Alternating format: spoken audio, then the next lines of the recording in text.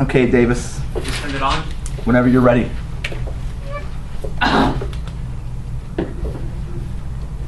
North Korea. We have a pretty well-formed, cemented impression of North Korea. We're pretty sure what we think it is, and we're pretty sure how we feel about it. But that is not quite what I want to talk about today. Instead, today, I want to talk not about how we think of North Korea, but about how North Koreans would typically think of North Korea.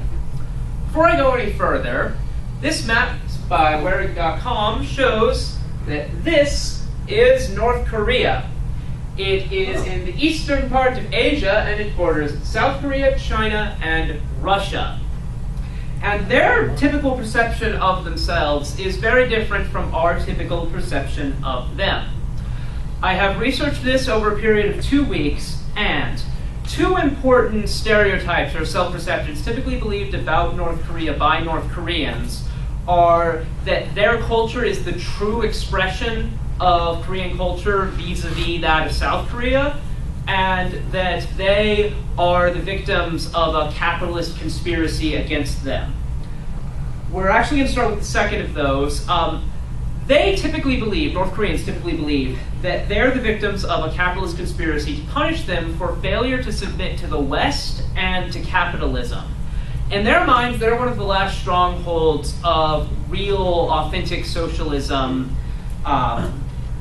So like they bemoan, they're not happy about the progress that countries like China have made kind of towards capitalism. In their mind, that's solely the socialism of those countries. And they think that countries like China and North Vietnam are getting better treatment from us than they are because those countries are more kowtowy to the West. Them, though, they think that they're being punished by relentless sanctions, which are keeping them from achieving any kind of real prosperity. And as the academic database Global Road Warrior points out, they have a similar belief about Cuba. Now, they do not associate the sanctions against them with human rights problems on their part. That's not part of the causal story in their mind. They also tend to view a lot of their enemies' peace attempts with them as subversive. They can be kind of fearful about that kind of thing because of their somewhat conspiratorial tendencies. Having talked about that, let's look at another important North Korean self-perception. North Koreans tend to regard North Korean culture as the authentic expression of Korean culture, as opposed to South Korea's expression of Korean culture, which is corrupted from being a true expression of Korean culture.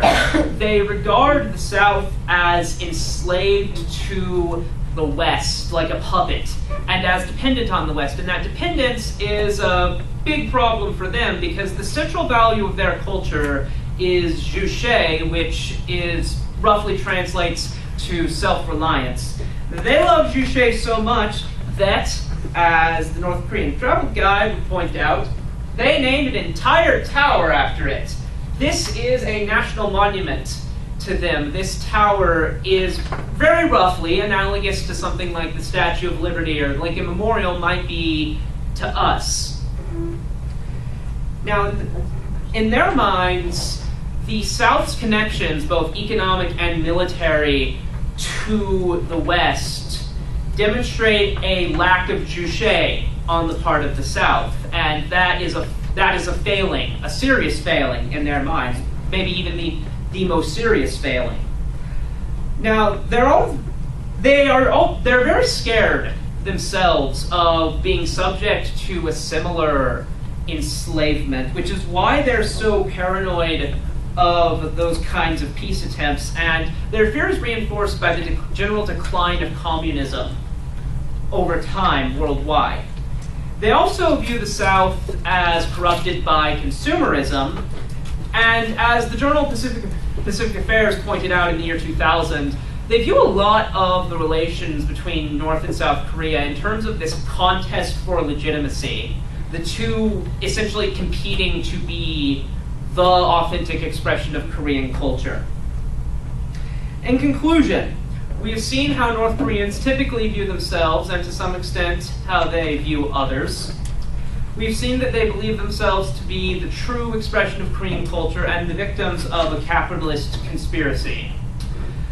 This kind of stuff has applications in the way that we will behave in the voting booth, because it affects how our politicians should behave towards and interact with North Korea. And it's also applicable to us if we want to have an accurate understanding of North Korea and its citizenry, because how people perceive themselves is an extremely important part of who they think they are. And if we want to understand the who they really are, we need to understand who they think they are, even if we don't agree with them. Thank you very much.